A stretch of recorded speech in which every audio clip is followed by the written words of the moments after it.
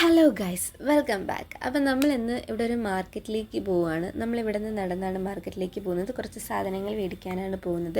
അങ്ങനെ ഞങ്ങൾ പോകുന്ന വഴിക്ക് ഞങ്ങൾക്ക് നല്ല വിശപ്പുണ്ടായിരുന്നു. അതുകൊണ്ട് നമ്മൾ കഴിക്കാൻ വേണ്ടി ഇവിടെ ഒരു ധാബയിൽ കയറി.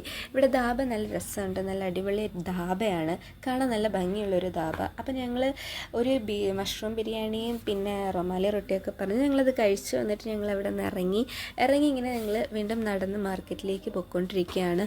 പോകുന്ന വഴിയിൽ നല്ല അടിപൊളി കടകളും ഒക്കെ കണ്ടു. മാർക്കറ്റിൽ ഞങ്ങൾ കയറി.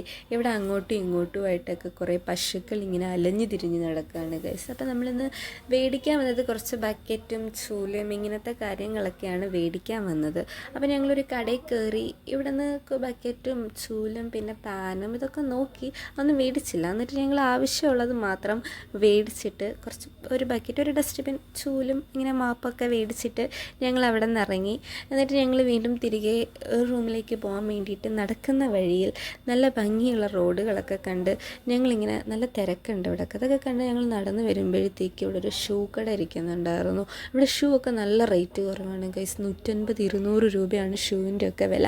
അപ്പോൾ ഞങ്ങൾ അവിടെ നിന്നൊരു ഷൂ ഒക്കെ മേടിച്ചിട്ട് ഞങ്ങൾ തിരികെ റിക്ഷയിൽ കയറി ഞങ്ങൾ റൂമിലേക്ക് പോവുകയാണ് ഗൈസ്. ഞങ്ങളിങ്ങനെ റൂമിലേക്ക് റിക്ഷയിൽ കയറി തണുത്ത് വിറച്ച് നല്ല അടിപൊളി തണുത്ത കാറ്റൊക്കെ കൊണ്ട് ഞങ്ങളിങ്ങനെ പൊല്യൂഷനും ഇതൊക്കെ കണ്ട് ഞങ്ങൾ തിരികെ റൂമിലേക്ക് റിക്ഷയിൽ പോയിക്കൊണ്ടിരിക്കുകയാണ് ഗൈസ്.